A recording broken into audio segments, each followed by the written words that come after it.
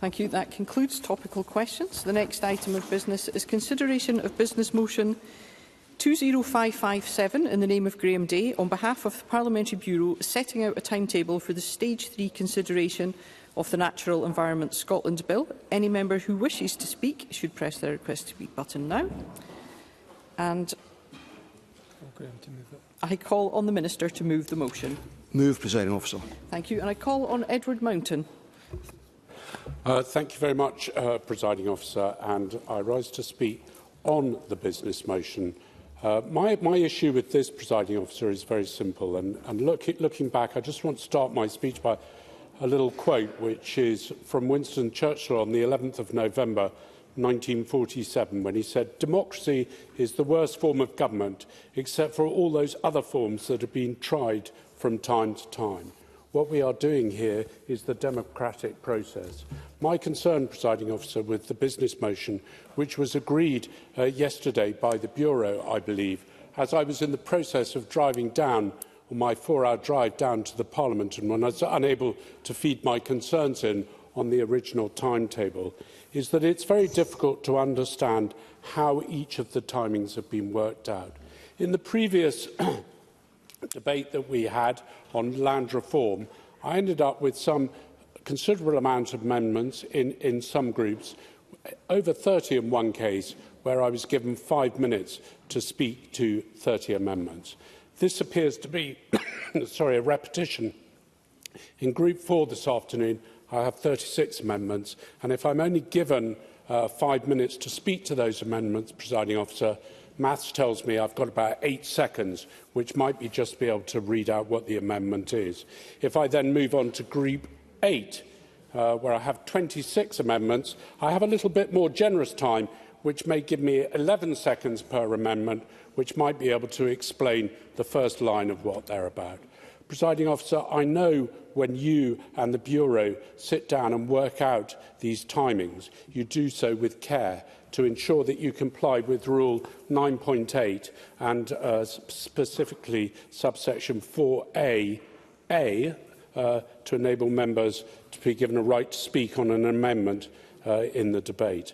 My concern is that I am now going to be in a position where I have considerable amounts of amendments in a small number of groups, and I won't be able to explain them as I would hope to do, therefore failing to allow me to have the democratic process that I expect in this Parliament, and I believe that people in Scotland expect to have when members stand up to speak, to express their views. So I'd be grateful, Presiding Officer, if when we're considering this motion that's been put forward by Mr Day, which I don't intend to object to, whether I could be given some reassurance that in some groups where members have a considerable amount of amendments, they are not going to be limited to 8 seconds to move those amendments. Presiding Officer.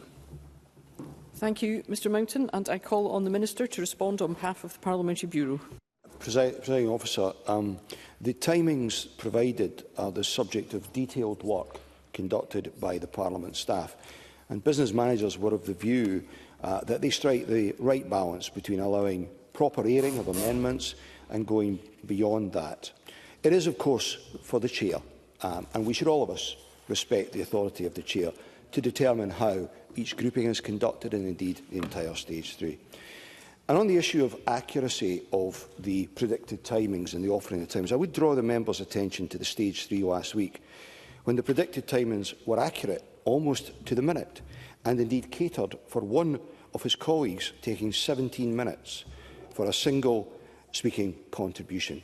I think I speak for the majority of the Chamber when I express a view that hopefully we'll avoid contributions of a similar length today or tomorrow from Mr Mountain or anyone else. But I am confident in the chairing and the handling of Stage 3s that Mr Mountain and all members will be afforded the appropriate opportunity to have their say. Presiding Officer. Thank you. And the question is that motion 20557 be agreed. Are we all agreed? The motion is therefore agreed.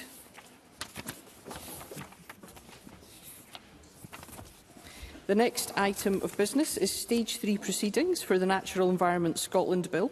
In dealing with the amendments, members should have the bill as amended at Stage 2, that is Scottish Parliament Bill 59A, the marshalled list and the groupings of amendments. The division bell will sound and proceedings will be suspended for around 5 minutes if there is a division. The period of voting for the division will be 30 seconds. Members who wish to speak in the debate on the amendment should press their request to speak buttons, or please enter RTS in the chat as soon as Amendment 1 is called.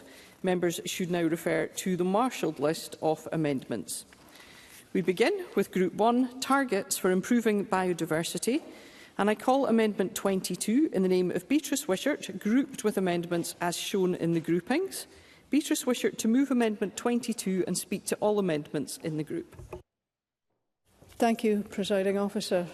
Amendment 22 places an obligation on our public bodies and office holders to take into account the biodiversity targets when they are fulfilling their public sector biodiversity duty. By linking the biodiversity duty to the new statutory targets, the amendment will ensure that the whole public sector is aligned behind our biodiversity ambitions, which is something we would all agree is essential. This reduces the risk of a top-down framework and ensures delivery of those ambitions is being considered across the public sector. For these reasons, I would urge members to support Amendment 22, and I move Amendment 22, and I will leave other members to speak to others in the group. Thank you, Ms Wishart. I call Lorna Slater to speak to Amendment 23 and other amendments in the group. Amendment 23 reflects that Scotland has already signed up to a number of international commitments aimed at tackling the biodiversity crisis, including the UN Convention on Biological Diversity. As such, it is entirely appropriate that they are referenced as key purposes for our domestic nature targets. The amendment adds supporting and measuring progress on implementing the Convention as a purpose of these targets, alongside our domestic biodiversity strategy and duty. The aim of this is to help align our domestic priorities with our prior international commitments and to ensure we are taking the right actions to halt biodiversity loss by 2030 and substantially restore nature by 2045. For these reasons, I would urge members to support this amendment. Thank you. I call Tim Eagle to speak to Amendment 63 and other amendments in the group. Thank you, Presiding Officer. And before I begin what will be, I think, 12 hours or so in the Chamber, can I just remind the Chamber of my register of interests? As I set out at Stage 2, Scotland's future food security relies on getting a careful balance right. We must ensure that domestic supply is able to meet demand and that we do not drift into an over-reliance on imported food.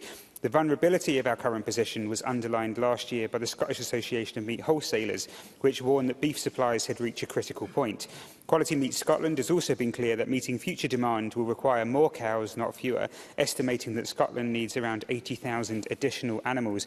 My Amendment 63 would strengthen the legislation by requiring ministers, when setting targets under Section 1, to have proper regard to the importance of local food production and domestic food security.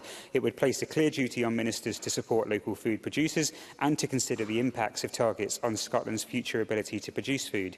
Importantly, the amendment would help ensure that environmental targets do not result in a decline in beef and dairy herd numbers, nor create incentives that encourage a reduction in red meat and dairy consumption.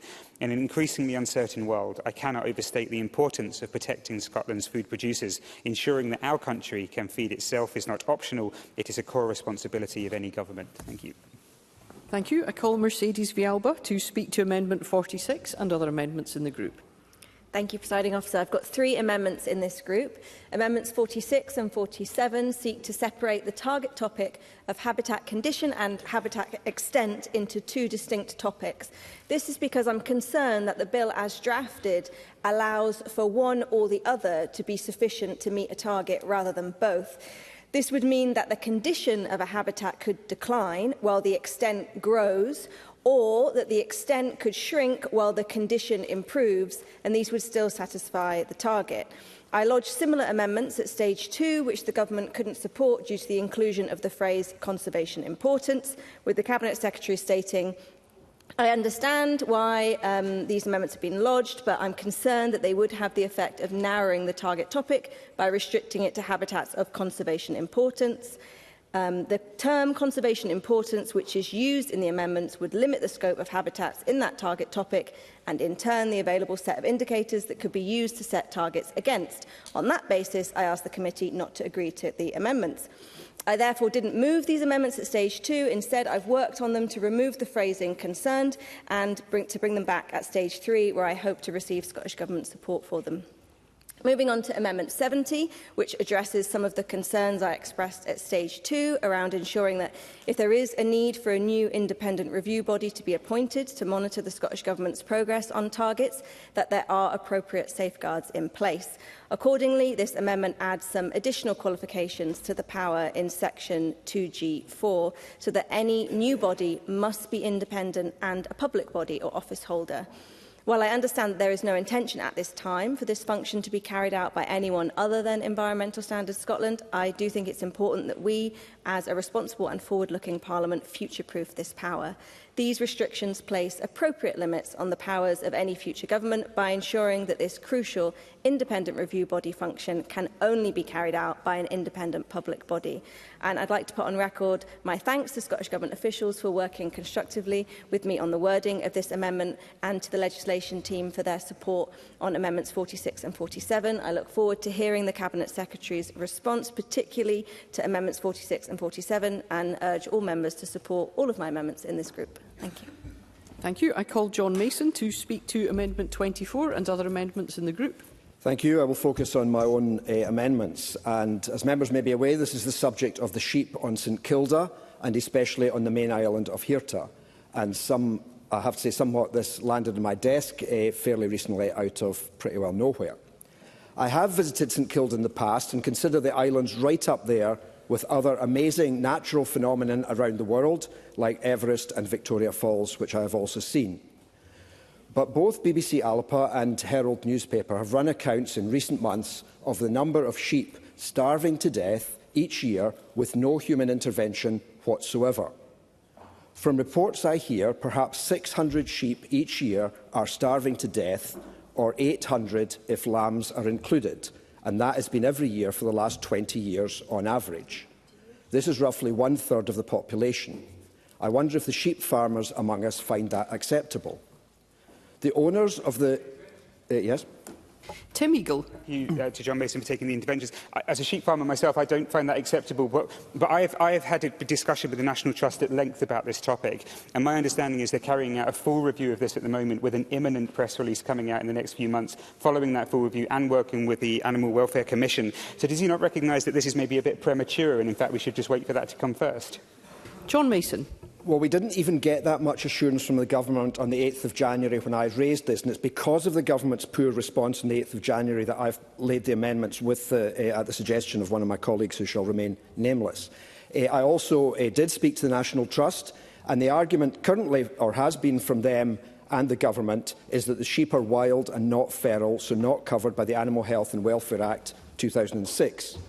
Yet one of the definitions in the 2000 Act for a protected animal is, quote, animals of a kind commonly domesticated in the British Islands.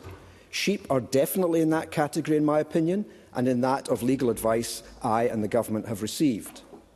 I have to say I was disappointed, as I said, with the government's previous response, which did virtually nothing than restating the government's position, which is why I lodged this amendment. I confess that I do not generally agree with amendments appearing out of the blue at stage 3. However, given that I am retiring shortly, I might as well break that rule. My key arguments are twofold. One, public expectations on animal welfare have moved on since the 1930s, when people left St Kilda and sheep were moved to Hirta and effectively abandoned there. It is my contention that if these sheep were kept in a field in Angus or Perthshire by Mr Fairley or Mr Ross or Mr Mountain or Mr Eagle, that would not be acceptable. And secondly, the island itself is suffering from too many sheep and serious overgrazing. I visited Mingulay last summer, where people left around 1912, and all sheep and cattle have been removed. The difference is stark, with Mingulay covered in long grass and other plants, and it seemed to be an environment supporting a wide range of flora and fauna. So I would argue it is not just the sheep on Hirta which are suffering, but the island itself is suffering from the sheep, and perhaps that's the most relevant point for this bill. There are comparisons to other locations where sheep and goats are largely allowed to live in a wild state, but are subject to some human intervention. One is the island of Lundy off the north coast of Devon, and which I have also visited, where I understand it was some of the same Soay sheep which were relocated in 1942. There, sheep continue to be feral, but now live in a fairly wild state. However, there is a regular cull in order to prevent the same problems of overpopulation and starvation that we see in St Kilda. Another example of limited intervention is with the feral goats, which live in the Great Orme, a hill beside Llandudno in North Wales. And I happen to be familiar with that, as my brother is one of the local vets, and members may have seen pictures of these goats in the town. Again, the votes are largely left to themselves. However, there is some human intervention. For example, one got stuck in a cave and was tranquilised and had its horns trimmed. Now, I have been contacted by a variety of people since my question, including vets in the Western Isles, who have long sought to raise this as an issue. And to be fair, with the National Trust, they arranged a call with me last week and confirmed that they are carrying out a review, as Mr Eagle said. I believe that the Scottish Animal Welfare Commission is also conducting a review, and the National Trust will be liaising with them. So I suppose what I am looking for from the Government today is 1, an acknowledgement that these sheep are not wild animals, 2, acceptance that sheep are dying of starvation in unacceptable numbers, and 3, agreement that the status quo is not an option. If I get these assurances, I will probably not press my amendment. Thank you. Thank you, Mr Mason. And I call Douglas Lumsden to speak to Amendment 64 and other amendments in the group. Thank you, Presiding Officer. I'll just speak to Amendment 64, which relates to the impact of new energy infrastructure on our biodiversity. I've spoken many a time in here about the impact that monster pylon substations and battery storage has on our communities, on people's lives, on their homes and on their health. And all this infrastructure does have an impact on people, but it also has an impact on our countryside and on our tourism industry. At present, this devolved government is content to bury its head in the sand and ignore the damage caused by this energy infrastructure, turn a blind eye and look the other way. But there is damage being caused. And we know that this infrastructure can have a huge impact on surrounding areas of distinct natural significance and plant life, as well as disrupting local bird population. And this needs to be fully understood and reported on. My amendment would attempt to do just that. The Government will probably bring out the same tired lines of energy infrastructure as reserved or there's nothing we can do. But protecting our countryside is devolved, planning is devolved, and protecting our communities is devolved. So let's start understanding better the damage being caused so we can make informed decisions going forward. Thank you, Presiding Officer. Thank you, Mr Lumsden. I call Sarah Boyack to speak to Amendment 65 and other amendments in the group. Thank you, Presiding Officer. Like colleagues, I reflect that we will be here for some time. And I have tabled my amendments in this grouping again, 65, 67, 68 and 69, to ensure that the Scottish Government will follow through with the original aims of this bill and meet the targets set out. I want to start by thanking Scottish Environment Link and the Marine Conservation Society for their continued support in crafting and engaging on these amendments, because many of Scotland's protected sites, particularly marine protected areas, remain in unfavourable condition, and without an explicit target, there is a risk that their restoration is overshadowed by broader or more achievable biodiversity gains elsewhere. So I wanted to enable the Parliament to come back and focus on these issues again, because it has been argued that targets relating to protected sites could be set under the existing target topic on habitat condition or extent. But there is no requirement that protected areas will be prioritised, and no timescale was provided for setting such a target. And that's why I'm pushing my Amendment 65 today. My other amendments in this grouping ensure that there are no delays to these targets. Scotland is committed to halting nature loss by 2030. Without a deadline, there is no guarantee that targets will be introduced in time to influence early delivery. And without these explicit timelines in legislation, We need to know what the Scottish Government will do to ensure timely implementation of the bill. So I would argue these are not huge asks to my colleagues. They will make improvement of protected sites a clear statutory priority, increase transparency and accountability, align the bill with Scotland's EU-derived and international nature commitments, and strengthen protection for MPAs across environmental legislation. And I would say to the Cabinet Secretary and our colleagues that the engagement of stakeholders has been incredibly strong, even between Stage 2's debates and today's debates. So I really hope that the Scottish Government will reflect, act constructively, and that's why I ask colleagues for my support today in these amendments. This needs to be centre stage. Thank you, Presiding Officer. Thank you, Ms Boyack. I call Ariane Burgess to speak to Amendment 66 and other amendments in the group. Thank you, Presiding Officer. This Natural Environment Bill is absolutely essential for Scotland. Yesterday, I was talking to a climate scientist who told me, climate scientist who told me that when we consider the weighting between climate and nature, nature must be 2/3 in terms of action. He said, we know what we need to do on climate. It's nature that we must prioritise. I'm bringing back 2 amendments, knowing that this was going to be a busy Stage 3. I'm bringing back just 2 amendments. One in this grouping, which I'm going to take a little bit of time to talk about, and one at a much later, in a much later grouping, for which I'm very grateful for the Scottish Government's work on. This Amendment 66 is one of several that have been brought by opposition MSPs across the Chamber, highlighting the Government's repeated delays and non-delivery of measures to improve our beleaguered inshore ecosystems and inshore economies alike. The Scottish Government's track record on managing our inshore waters is close to non-existent, and both our marine environment and our fishing industry, especially the low-impact sector, are suffering as a result. The ink had barely dried on Stage 2 when the Cabinet Secretary announced the cancellation of the long-delayed consultation on inshore MPAs and PMF measures within this parliamentary session. And this means that, realistically, a new consultation won't materialise any time before 2027, adding another 2 years of further degradation to what is already a decade-long delay in implementation. These are delays that our inshore waters cannot afford and which break repeated promises by this government. On the 11th of November 2020, Cabinet Secretary Marie Goujon stated, over the next 18 months we will take forward fisheries management measures for a number of inshore MPAs and for 11 priority marine features outside MPAs. On the 22nd of December 2022, Minister Mary McCallan stated, by 2024, we will complete the management measures for those MPAs, and we will work on the priority marine features that are most at risk from bottom trawling.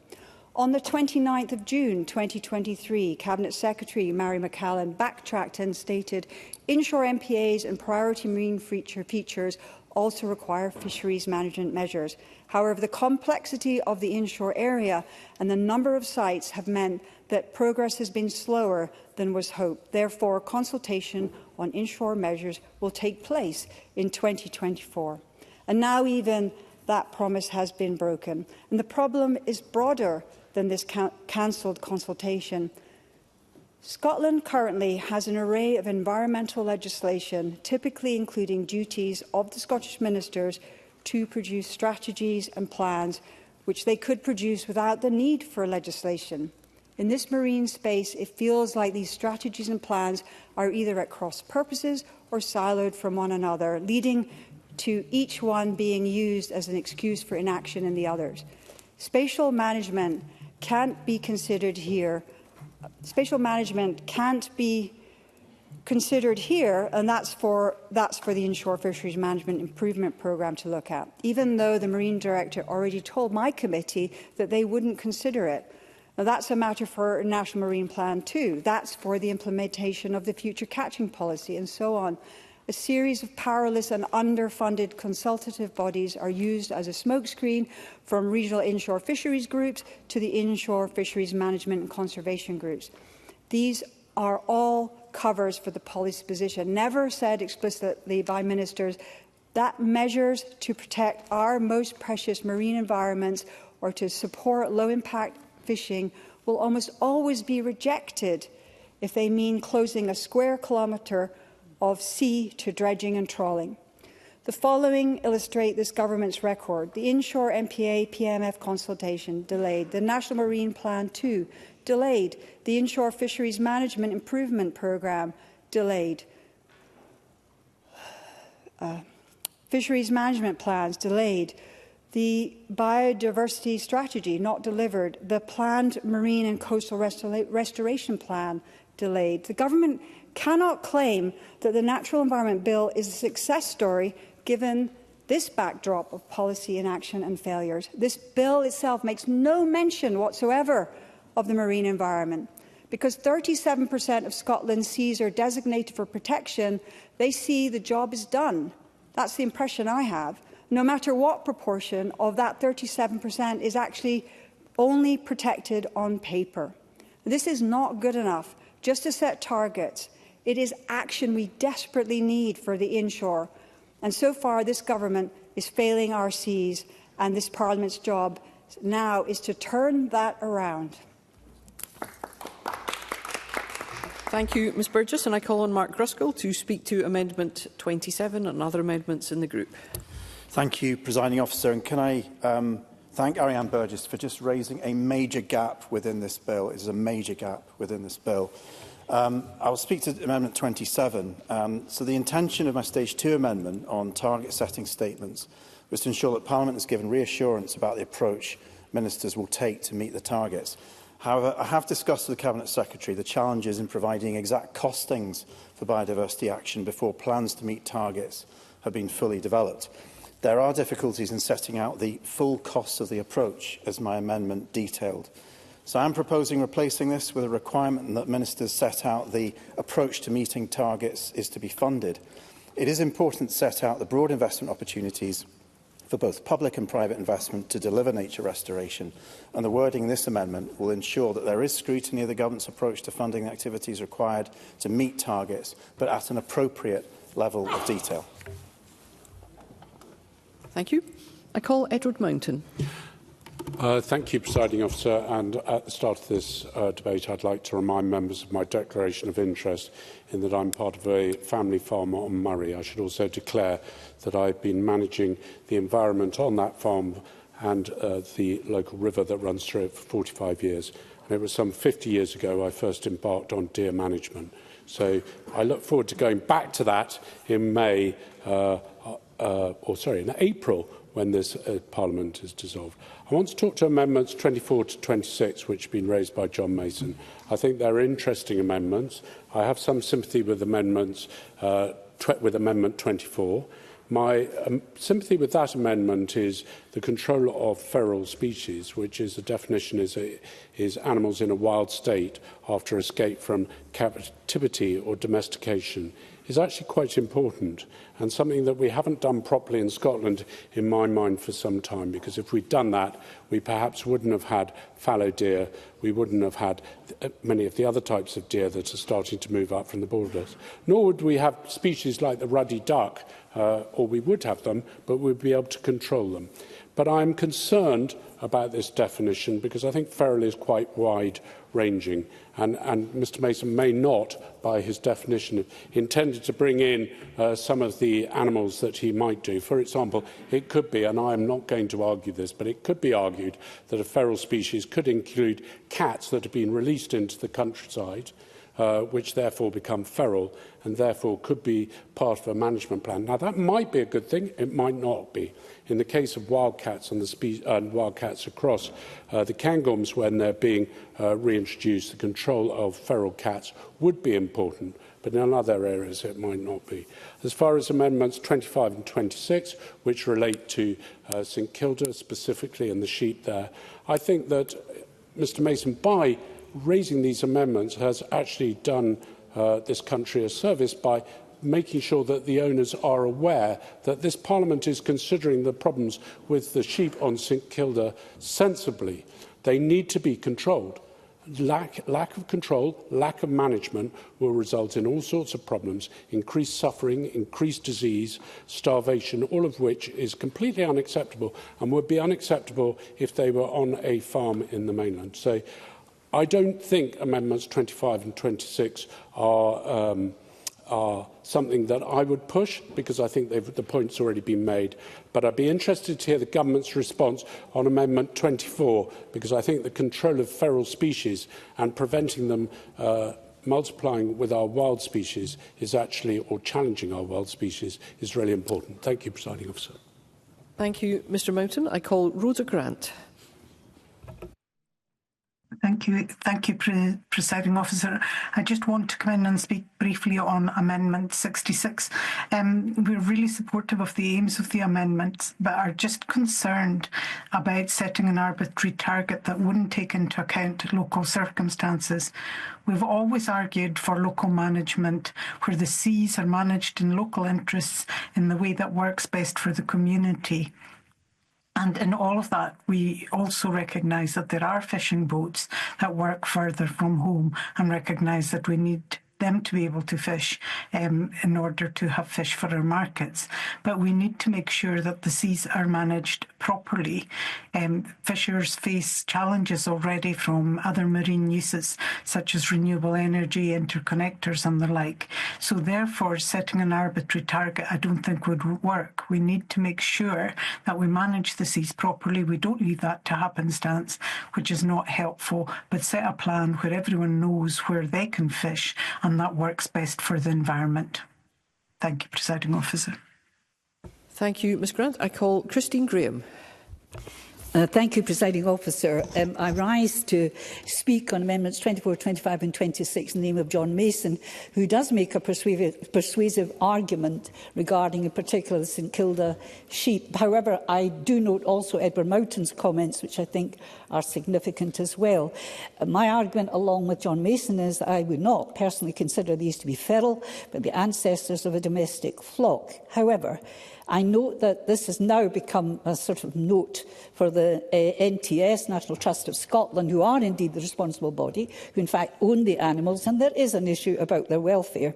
I also note the Scottish Animal Welfare Commission are now paying attention to this particular issue.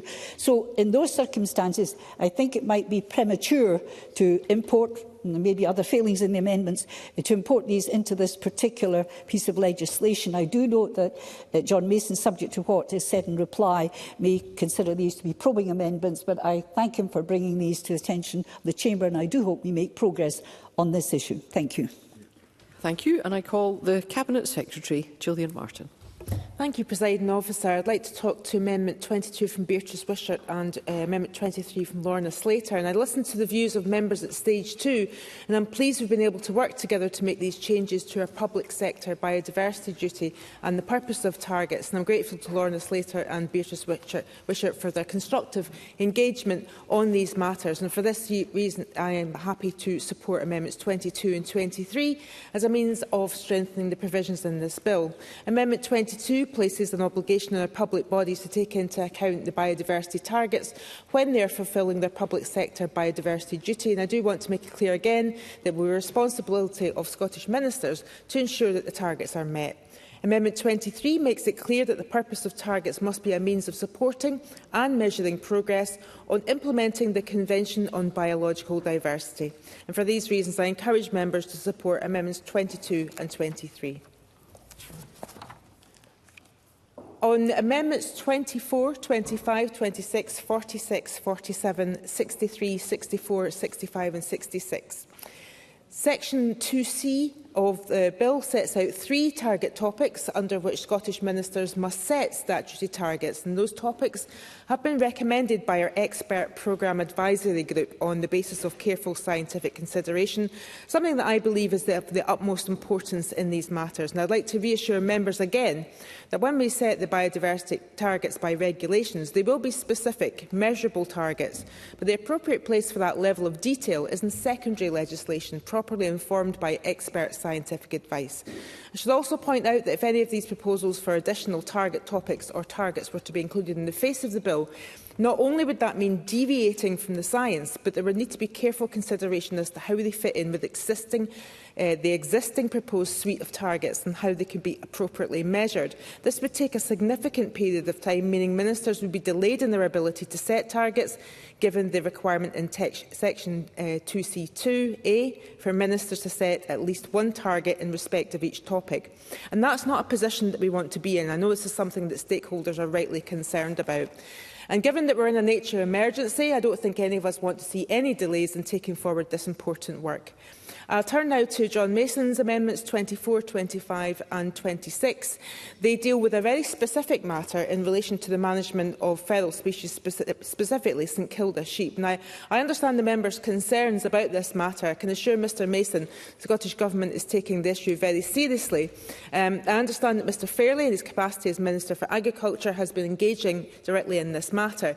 It's not appropriate that Scotland-wide biodiversity targets should be used as a vehicle, though, to tackle such a specific matter as this. That's not the way to deal with this issue. So the National Trust for Scotland, who is the owner of St Kilda, are undertaking a full review of the concerns that they're suffering amongst the sheep in St Kilda, and they're hoping to inspect the sheep in the next few weeks as part of that review.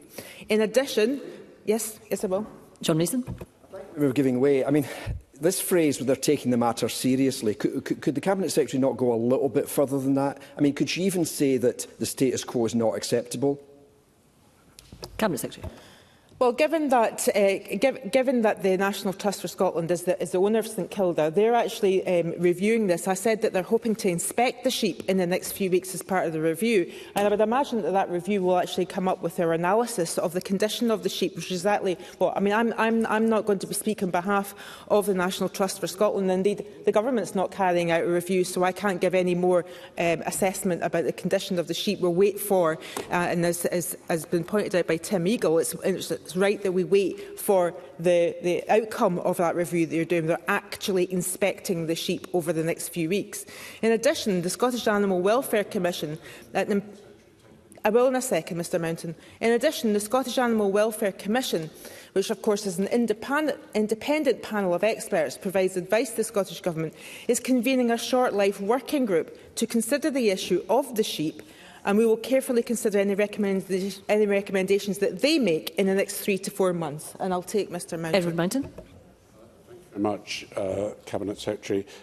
Presiding Officer, in the hope of maybe helping the Cabinet Secretary, if the sheep were on a farm such as my own and they were inspected and found to be in poor health, with sheep dying of starvation and suffering problems with illness, the first thing that would happen is there'd be an inspection by the department, and the department would raise action against me. Could the Cabinet Secretary, Presiding Officer, not make some indication to Mr Mason to allow him to withdraw these amendments, to say that she will ensure that the department take an interest in this and make sure that suffering isn't going on?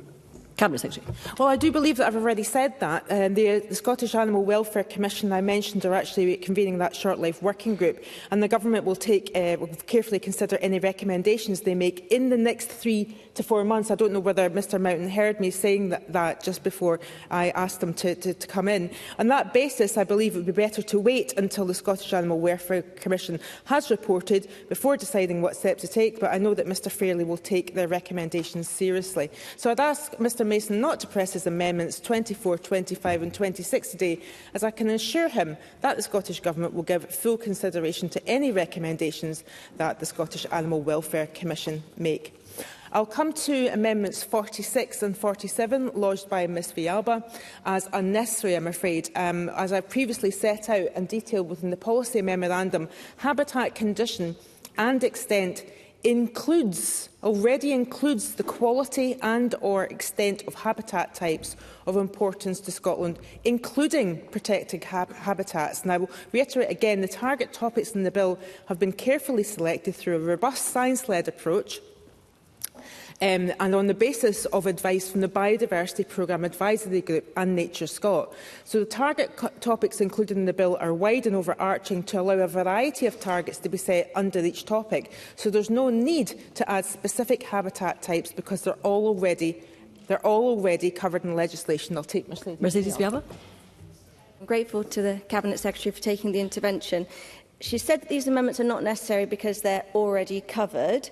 Well, yes, condition and extent are covered in the target topic, but they're covered together. It says condition or extent, not and, which suggests that when setting targets on a habitat, either the condition or the extent will be assessed. And so what I'm looking for with these amendments is to separate out these two distinct features of a habitat so that we are, in fact, making it, which I think is the Cabinet Secretary's intention, that we will, in fact, have targets on a habitat's condition and on its extent so that we don't have the examples that I outlined when I moved my amendments, where you could have a habitat improving in condition but declining in extent, but still technically meeting the target. Cabinet Secretary. I apologise if my quote from the policy memorandum wasn't clear.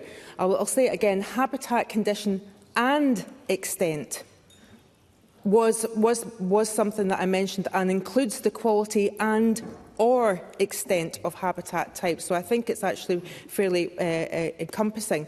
Amendment 63, of which are the Tim Eagle's amendment, the target for food production, I've moved on to Amendment 63. As I clearly stated during Stage 2, when we looked at an almost identical amendment that was not agreed to by the committee, food production and nature restoration are inextricably linked and coexist, and I was crystal clear that the Scottish Government has no policy of reducing livestock numbers. In stark contrast to other parts of the UK, we provide a range of support to our livestock producers.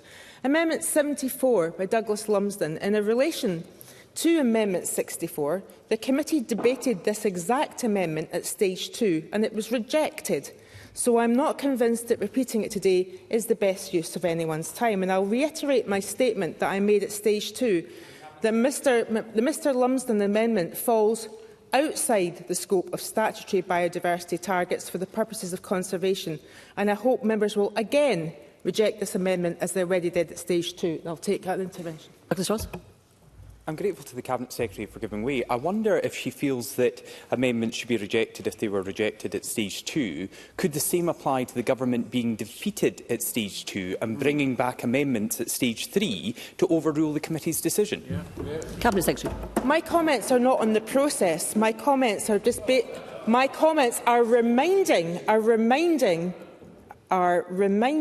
the Chamber that Mr Lumsden's amendment falls outside the scopes of statutory biodiversity targets and was defeated at Stage 2, and I'm recommending that it is defeated again today.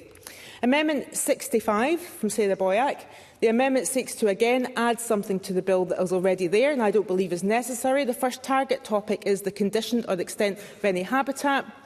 This topic already encompasses habitat quality and extent, condition and extent of any habitat. This topic already encompasses habitat quality and extent, including protected areas, and more importantly, takes into account habitats outside of these protected areas.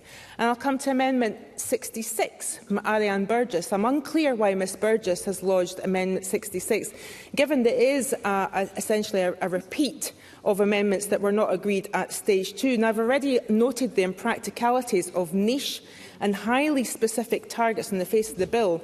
I don't believe the addition of yet further detail is appropriate. And I'd also note the significant economic disruption that such an amendment would cause to Scotland's fishing fleet without proper analysis and an evidence base. And I can't support the inclusion of such a sweeping requirement which singles out one sector in this way. So I would urge members not to press amendments 24, 25, 26, 46, 47, 63, 64 and 65 and 66. And I'll take Ariane Burgess. Ariane Burgess. Thank you, Cabinet Secretary, for taking my intervention. I've lodged this amendment, and I hear your point that it was brought at stage, the various forms of this was brought at Stage 2. I've lodged this amendment because I do believe we in this Parliament and in this Chamber really need to take on board the urgent and desperate situation of our inshore waters. There is nothing in this bill, it's called a Natural Environment Bill. We have signed up to restoring and protecting 30% of Scotland's land and seas by 2030, and yet we're not doing anything in the marine space. I do take your point that there are lots of other things in place, but we really need to, as a Parliament, get some serious commitment around what we're doing to protect our inshore waters, manage them on an ecosystems basis, protect the good environmental status of our seabeds, and ensure that the small-scale artisanal fishers, such as creelers and scallop hand divers, are protected. It's well known that when we have small spaces like Lamlash Bay, the spillover effect is incredible. So we really need to absolutely get on board with this. So I lodged this amendment because we are in a state of emergency, and we really need, as a Parliament, to get into the ambulance and be doing something about it. I would encourage further interventions to perhaps be a wee bit briefer than that. Otherwise, we will be here till the early hours of the morning. Cabinet Secretary. I understand Ms Burgess's passion in this case, and I understand that there is a need to see action. However, not every inshore fisheries area is the same as Lamlash Bay. Now, it's a great example of a no-take zone. It's something that is, you know, it would be nice to see other areas opt to do that themselves. But of course, the government still has a priority on bringing forward MPA and PMF fisheries management. Can I go to Amendment 67 from Sarah Boyack? Amendment 67 would require target regulations to be laid within 12 months of royal assent, which is just not practically possible to carry out meaningful consultation and adequately reflect upon the outcomes of that consultation and draft regulations within 12 months, especially considering the upcoming election period. And I can assure the committee and the Chamber and stakeholders that it remains this government's intention to introduce nature targets as soon as practically possible. But this amendment would result in rushed targets rather than carefully considered targets informed by meaningful consultation. So for this reason, I encourage members not to support Amendment 67. Amendment 68 and 69, also lodged by Sarah Boyack. I appreciate Ms Boyack's intentions on these amendments, which attempt to be mirroring the approach with the climate change legislation. However, they're intended to create a mechanism similar to climate change catch-up reports, and I must be clear, as drafted, these amendments don't achieve this intended effect. We've deliberately taken a different approach to biodiversity targets because of the inherent differences between the two subjects. There's no single apex target for biodiversity. The actions required to achieve biodiversity targets will often be cumulative and complex. It's not feasible to think that if we identify a target that will not be met, that could take actions within 12 months that would have the effect of changing our biodiversity to such an extent that the target would be back on track. It would take an awful lot longer than that in most cases. And as I said, biodiversity is complex, multifaceted, recovery takes time, and also takes a lot more time to measure outcomes than is possible in emissions reduction. The same approach is set out to the Climate Change Act simply won't work. However, it doesn't mean that there's no accountability within the target provisions, which achieves the same effects, I think, in Amendments 68-69. There are sufficient safeguards and comprehensive accountability mechanisms within the target provisions through Section 2CA, 2D4 and 2E, which are intended to hold ministers to account by reporting on progress in meeting targets that will not be improved or strengthened by Amendments 68 and 69. So I ask members to oppose them. Now coming to Mark Ruskell's Amendment 27. Grateful to Mark Ruskell for his willingness to work together on Amendment 27, and I encourage members to support Amendment 27. I'll come to Amendment 70 by Mercedes Villalba. I'm in support of Amendment 70. I'm grateful to Mercedes Villalba's engagement on this issue.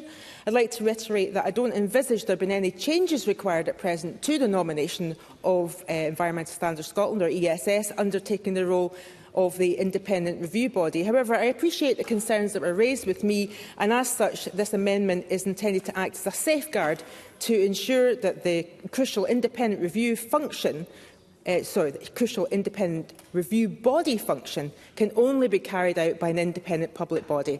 I'll take Mercedes Villalba. Mercedes Villalba. Thank you. I'm grateful to the Cabinet Secretary for taking the intervention and for her support for my Amendment 70. I would just like to take her back to Amendments 46 and 47 because in her response she referred to the policy memorandum as a basis for rejecting those amendments. But the wording in the bill is clear. It says the topic, the condition, quote, the condition or extent of any habitat. So not and, as the Cabinet Secretary said. So on that basis, would she reconsider my argument for Amendment 46 and 47? Cabinet Secretary. Consider, because I believe that it's already the stated intention of the wording in the bill is comprehensive, and I don't think it's an issue that needs to be resolved. And I think that might be me. Thank you. Thank you, Cabinet Secretary. I call Beatrice Wishart to wind up and to press or withdraw Amendment 22. Ms Wishart. I have nothing further to say other than to press Amendment 22. Thank you, Ms Wishart. The question is that Amendment 22 be agreed to. Are we all agreed? Yes. The Parliament is not agreed, and there will be a division. As this is the first division of the stage 3, I suspend for around 5 minutes to allow members to access the digital voting system.